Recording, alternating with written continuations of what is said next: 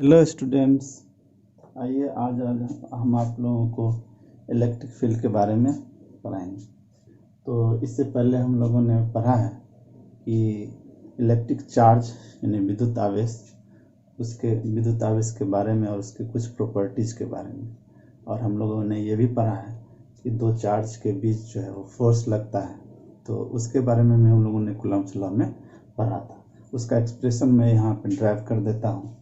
अगर दो चार्ज होता है Q1 और Q2 और वो एक दूसरे से r डिस्टेंस पर होता है, उसके बीच एक फोर्स लगता है। वह फोर्स होता है 1.45 epsilon not Q1 Q2 upon r square. ये होता है दो चार्ज होता है, दो चार्ज के बीच जो फोर्स लगता है उसके बारे में। तो यहाँ पर हम लोग चूँकि फील्ड पढ़ने जा रहे हैं, इलेक्ट्रिक फील्ड, तो इलेक्ट्रिक फील्ड हम लोग फोर्स से रिलेटेड होता है। सबसे पहले जानने कि फिजिक्स में जो फील्ड होता है वह क्या फील्ड होता है, यानी क्षेत्र क्या होता है। तो यहाँ पर क्रिकेट फुटबॉल वगैरह का फील्ड नहीं होता है। फिजिक्स में जब कभी भी फील्ड की चर्चा होती है तो वह होती है field of force. That means बल का क्षेत्र, यानी कोई बल कहीं लग रहा है, दैट मीन्स वह वहाँ उसका वो फील्ड है। तो एग्जाम्पल के लिए कि जो भी फोर्स है, जैसे ग्रेविटी फोर्स है या फिर इलेक्ट्रिक फोर्स है या मैग्नेटिक फोर्स है या कॉन्टैक्ट फोर्स है, कोई भी फोर्स है, वो जितने भी एरिया तक, जितने भी रीजन तक लगता है वह उसका फील्ड होता है। दैट मीन्स ये रेंज होता है। ठीक है, तो हम लोग देखेंगे क्या है। तो यहाँ पर इलेक्ट्रिक फील्ड क्या कह रहा है कि द स्पेस और region up to which electric force can be experience is called electric field. तो किसी भी आवेश या कोई भी इफेक्ट ऐसा है जहाँ जिसके कारण कुछ दूरी और क्षेत्र तक इलेक्ट्रिक फोर्स यानी विद्युत बल एक्सपीरियंस अनुभव किया जा सकता है, वह कहलाता है इलेक्ट्रिक फील्ड। ठीक है, तो अब हम लोग इसके बारे में देखेंगे। तो यह इलेक्ट्रिक फील्ड कुछ दूरी तक यानी क्षेत्र तक होता है, तो उसके हम लोग देखेंगे तो यह एक रेंज होता है। तो कहाँ से कहाँ तक होगा, इसका एक रेंज होगा। तो हम लोग यहाँ पर ये देखते हैं, ये थ्योरेटिकली जो है वह 0 से इन्फिनिटी तक लिया जाता है। यानी 0 से थ्योरेटिकली ये 0 से इन्फिनिटी तक लिया जाता है, लेकिन इन्फिनिटी बहुत दूर तक होता है और वहाँ तक कोई भी फील्ड नहीं लग सकता है। ये थ्योरेटिकली सिर्फ लिया जाता है, लेकिन प्रैक्टिकली अगर इसको हम लोग देखते हैं तो वह 10⁻⁻14 मीटर से कुछ ही मीटर तक, मैक्सिमम ये सबसे ज़्यादा डिस्टेंस ये होगा इतना मीटर तक ये कवर करता है। तो इलेक्ट्रिक फील्ड के बारे में मैं आपको एक चीज़ बताना चाहेंगे। यहाँ कंजर्वेटिव फील्ड होता है, इलेक्ट्रिक फील्ड जो होता है वो कंजर्वेटिव फील्ड होता है। तो सबसे पहले यहाँ पे कंजर्वेटिव कंडक्टिव फील्ड क्या होता है, तो फील्ड के बारे में हम लोग थोड़ा सा समझेंगे। कंजर्वेटिव क्या होता है और नॉन कंजर्वेटिव क्या होता है। तो किसी भी फील्ड को हम लोग कैसे समझेंगे, कंजर्वेटिव है या नॉन कंजर्वेटिव है।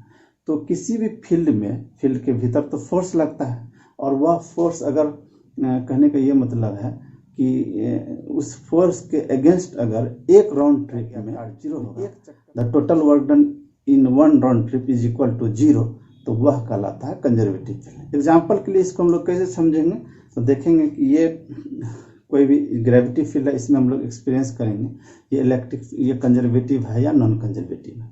तो हम लोग इसको देखते हैं। जैसे इस फील्ड में हम लोग क्या करते हैं, एक मार्कर है, इसको हम लोग क्या करते हैं, ऊपर फेंक देते हैं, तो फिर ये आ जाता है हाथ में। तो हमने क्या किया, एक साइड से वर्क किया, दूसरा साइड से फील्ड वर्क किया, तो नेट वर्क डन हो गया 0। तो ये हमारा क्या हो गया, राउंड ट्रिप 0 हो गया। तो ये फील्ड कंजर्वेटिव होता है। ठीक है, तो इसके बारे में हम लोग ये जान। अब हम लोग इलेक्ट्रिक फील्ड से रिलेटेड है इलेक्ट्रिक फील्ड इंटेंसिटी, इसके बारे में हम लोग थोड़ा सा जानने की कोशिश करेंगे। इससे पहले हम लोगों ने देखा था और पढ़ा था कूलम्ब्स लॉ में कि दो चार्ज के बीच, एक Q1 है और एक Q2 है, इसके बीच एक फोर्स लगता है। अब इस कॉन्सेप्ट को हम लोग चेंज कर देते हैं, क्योंकि इलेक्ट्रिक फील्ड पढ़ रहे हैं तो उसका कॉन्सेप्ट थोड़ा सा अलग है। तो इसको हम लोग देखेंगे कि कोई भी फील्ड है, इलेक्ट्रिक फील्ड है, तो कोई भी चार्ज है वह एक अपना एक फील्ड बनाया हुआ है, इलेक्ट्रिक फील्ड उसको हम लोग कह रहे हैं। तो चार्ज का एक अपना फील्ड होता है, यानी कुछ सर्टेन डिस्टेंस तक एक इफेक्ट डाला रहता है, उसका एक प्रभाव होता है कुछ निश्चित डिस्टेंस तक, कुछ निश्चित क्षेत्र तक। एग्जाम्पल के लिए कोई मैग्नेट होता है तो मैग्नेट का भी एक कुछ सर्टेन डिस्टेंस तक इफेक्ट होता है। तो उसी तरह से ये चार्ज है, अब इसको हम लोग चेंज कर देते हैं कॉन्सेप्ट को। तो ये चार्ज है Q, तो ये चार्ज का कुछ एक फील्ड जो है कुछ सर्टेन डिस्टेंस तक चारों ओर अपने चारों ओर एक फील्ड बना के रखा हुआ है। तो इसके फील्ड में जैसे ही, और जो आपको बता दें कि जो फैक्टर होता है फील्ड का, फोर्स का, चार्ज जो है इलेक्ट्रिक फोर्स का फैक्टर है, तो उस पर वो उसी चीज पर वो फोर्स लगाता है। एग्जाम्पल के लिए ग्रेविटी फील्ड जो है वो मास से रिलेटेड है, तो जितने भी बॉडी है जिसमें मास होगा उस पर फोर्स लगाएगा। मैग्नेटिक फील्ड फोर्स जो है वो मैग्नेट और मैग्नेटिक मटेरियल जैसे आयरन और लोहा, कोबाल्ट वगैरह है, तो उससे रिलेटेड है, तो उस बॉडी पर फील्ड लगाएगा। तो जो फील्ड जिससे रिलेटेड होता है उस पर फोर्स लगाता है वो। तो चार्ज का फील्ड है, चार्ज से रिलेटेड है, तो वह चार्ज पर कोई भी चार्ज उस फील्ड या फोर्स लगाएगा। तो ये चार्ज अपने सर्टेन डिस्टेंस तक जो है एक फील्ड बनाया हुआ है, और इसके फील्ड में जैसे ही कोई चार्ज आएगा, यानी Q1 है या Q2 आएगा या फिर Q डैश आएगा, तो इस पर एक फोर्स ये जनरली ये लगाएगा, इस पर फोर्स लगाएगा और अपने से अपोजिट डायरेक्शन में लगाएगा पॉजिटिव चार्ज। ये नेचर हम लोग बाद में जाके समझेंगे। ये प्लस चार्ज है तो प्लस चार्ज इस पे किस नेचर का फोर्स लगाएगा, तो सिमिलर नेचर होगा तो अपोजिट डायरेक्शन में इसको रिपेल करेगा विपरीत दिशा में, और अगर माइनस चार्ज अगर दोनों में हुआ तो अपनी ओर अट्रैक्ट करेगा। तो इसको हम लोग कॉन्सेप्ट को समझ लिए कि चार्ज के कारण एक फील्ड बनता है, उस फील्ड में अगर कोई दूसरा चार्ज आएगा तो उस पर फोर्स लगता है।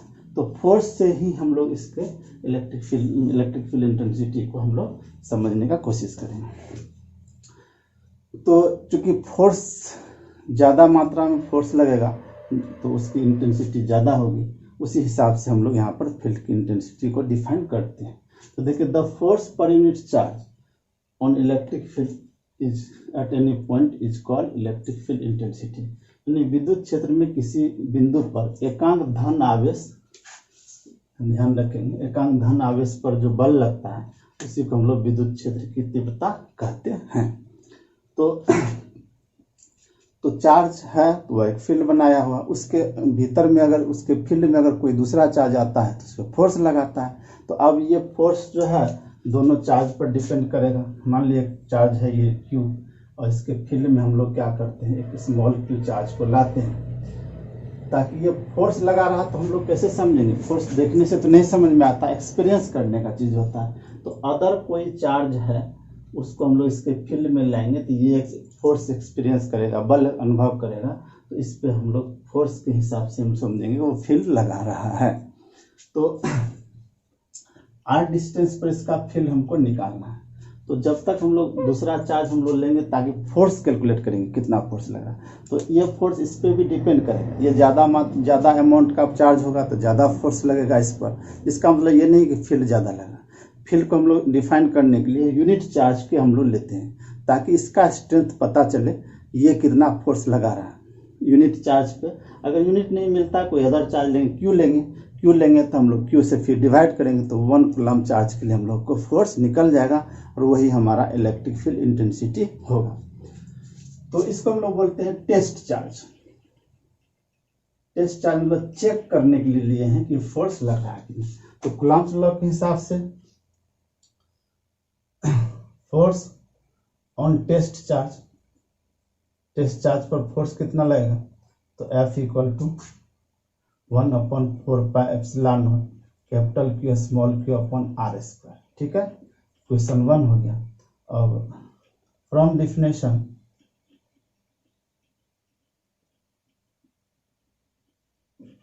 इलेक्ट्रिक फील्ड इंटेंसिटी यानी विद्युत क्षेत्र की तीव्रता,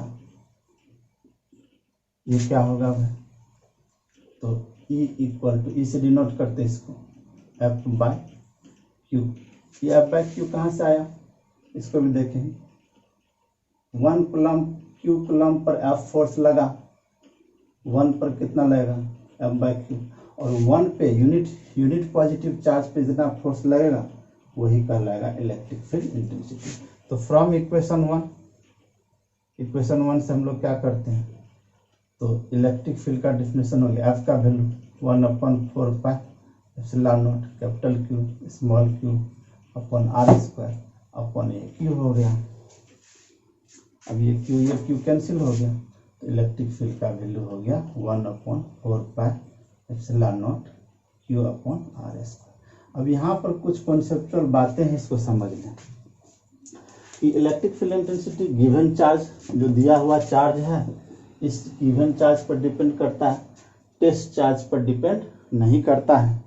और ये इस Q का डायरेक्टली प्रोपोर्शनल होगा, यानी Q ज़्यादा होगा तो इलेक्ट्रिक फील्ड ज़्यादा लगेगा, यानी फोर्स ज़्यादा लगेगा।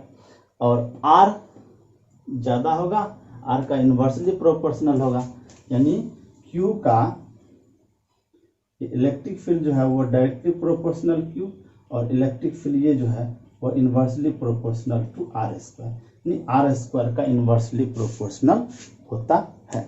इलेक्ट्रिक फील्ड से रिलेटेड कुछ और भी इम्पोर्टेंट चीज़ हम आपको बता देते हैं कि क्या, आप समझिए इलेक्ट्रिक फील्ड है तो कोई भी चार्ज से रिलेटेड कुछ भी चार्ज पार्टिकल उस फील्ड में अगर आता है तो उस पर वो फोर्स लगाएगा। तो हम लोग देखेंगे कि कोई भी चार्ज अगर इलेक्ट्रिक फील्ड में है उस पर कितना फोर्स लगता है, इसको हम लोग थोड़ा सा देख लें। अब इलेक्ट्रिक फील्ड इंटेंसिटी का डिफिनेशन है, डिफिनेशन के थ्रू हम लोग जानते हैं E = F/Q। तो F = क्या होगा, Q × E।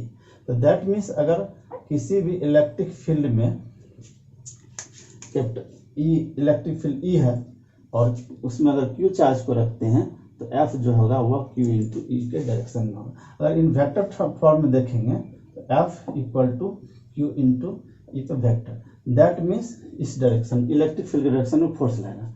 कब, जब चार्ज पॉजिटिव होगा, यानी Q अगर पॉजिटिव होगा तो फोर्स का जो डायरेक्शन होगा वह इलेक्ट्रिक फील्ड के डायरेक्शन में होगा, और अगर Q का वैल्यू निगेटिव हुआ तो उस पर जो फोर्स लगेगा वह क्या होगा, इलेक्ट्रिक फील्ड के अपोजिट होगा। यानी माइनस चार्ज पर फील्ड अगर इधर है तो प्लस चार्ज पर फील्ड की दिशा में फोर्स लगेगा। अगर यही फील्ड में, इस फील्ड में अगर माइनस चार्ज को रखते हैं, दैट मीन्स ऐसे समझ लीजिए, अगर ये फील्ड है इस डायरेक्शन में फील्ड लग रहा है, अगर यहाँ पर प्लस चार्ज को रखते हैं तो फील्ड के अलॉन्ग फोर्स लगेगा। अगर यहाँ पर माइनस चार्ज को रखते हैं तो इस पर क्या होगा, इस डायरेक्शन में फोर्स लगेगा, अपोजिट डायरेक्शन, इलेक्ट्रिक फील्ड के अपोजिट डायरेक्शन में फोर्स लगता है।